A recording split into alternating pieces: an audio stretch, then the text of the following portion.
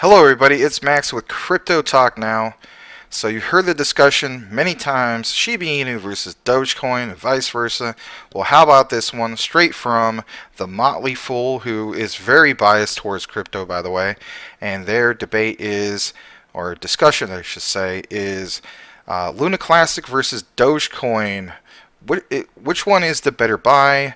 Is it Dogecoin or is it Terra Classic, or for instance, is it Terra Luna? So let's take a look into this right now. Um, a few key takeaways is what I'm going to deliver to you without reading so much verbatim. But it states, can these once high-flying cryptocurrencies deliver encore performances? And a few things I'm going to point out right here is, for instance, what it says. At the moment, there are three ultra-popular cryptocurrencies that have been decimated over the past couple months. For instance, Dogecoin, the newly rebranded, as we know, Terra Classic, and of course the new Luna 2.0. The prevailing question is, which, if any, of these extremely popular coins is the best buy? And I think that is something that a lot of us have been wondering about and so on. So let's first take a look at Dogecoin, the pros and cons in regards to buying Dogecoin.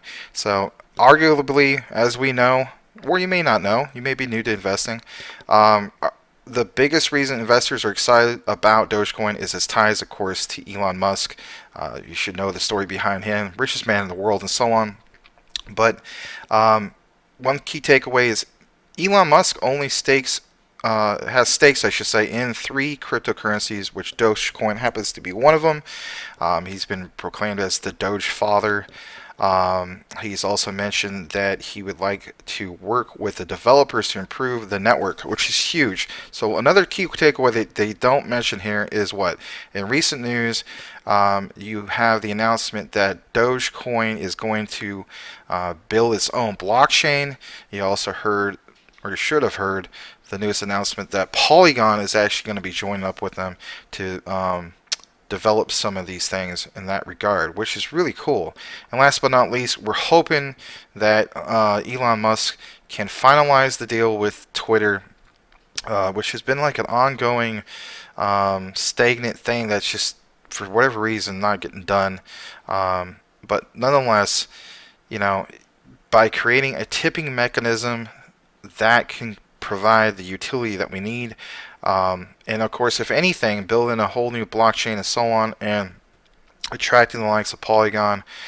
Shoot, they might attract the likes of other developers from other blockchains and so on, not just Polygon. So if anything, one thing I do want to point out here is there's quite a few reasons, like I mentioned, or I should say like they mentioned, but I'm going to mention it too, to be skeptical of Dogecoin. I mean, in reality, it's a strong community-driven project, but kind of like some of these other ones.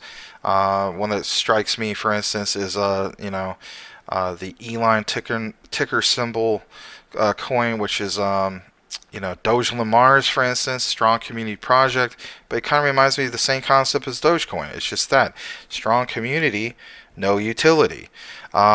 But anyway, right here, for instance, just 2,058 worldwide merchants accept Doge as a form of payment, according to the online business directory Cryptwork. And close to a quarter of these merchants are nothing more than crypto services, which aren't true retailers. Dogecoin has virtually no utility in the real world. Now we get it. Moving forward, maybe that's the goal. We're just looking at, what is currently in front of us. You know what I mean? So going on, it also mentions that Dogecoin isn't gaining traction as a digital payment option. Originally, Dogecoin was averaging close to 40,000 transactions daily back in 2020, and of course, on a typical day now, the blockchain is now close to 20,000. So that's basically been cut in half. So that's just another takeaway to look at in that regard.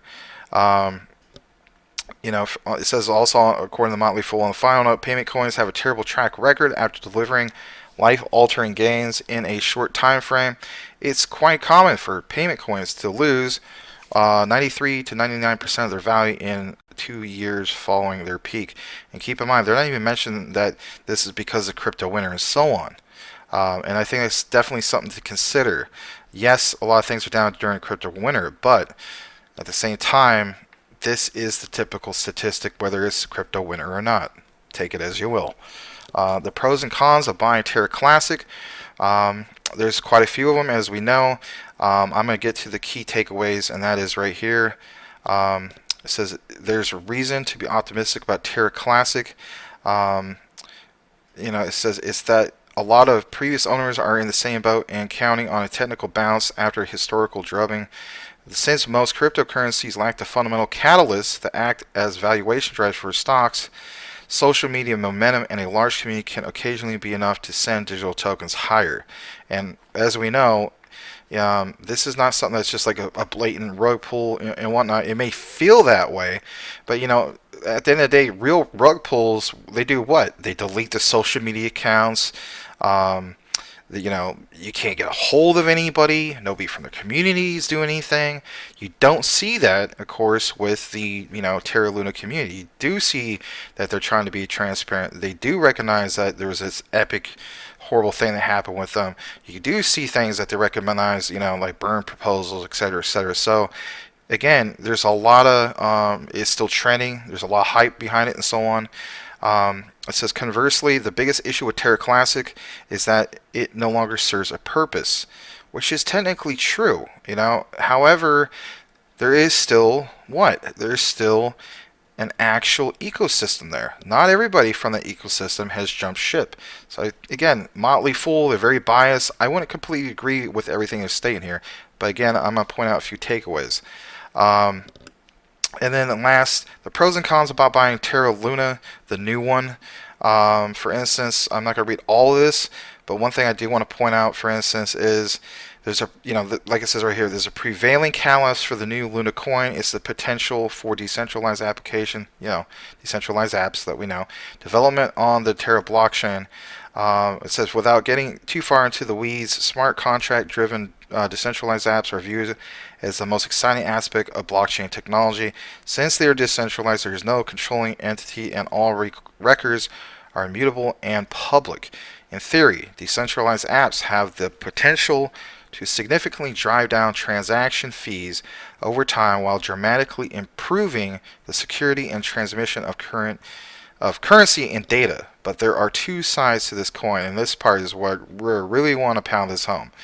The glaring issue with the new Terra is that it's essentially a mulligan designed to save face with a community that rightly believes it's been wrong, and I couldn't agree possibly more. They literally developed it within a couple weeks after the crash, the pegging, everything from Luna Classic and so on. It was to basically save face.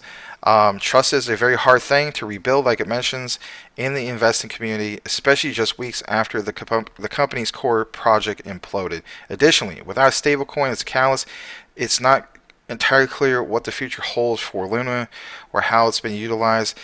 This last statement right here, I don't really agree with it. I don't think a stablecoin is what really has held them together to begin with. They could have been fine, or heck, they would have been fine without it. Let's face it, that's what caused the whole downfall. In closing, they do have this right here. It says the verdict. Now that we examine the pros and cons of these highly popular cryptocurrencies, it's time to circle back to the key question at hand: which, if any, is the better buy? And of course, you got to come to your own conclusion in that regard. There is a lot of use case for either one. Dogecoin, you want to hold on to it. Like I've been holding on to it for a while, a decent bag of it, for instance.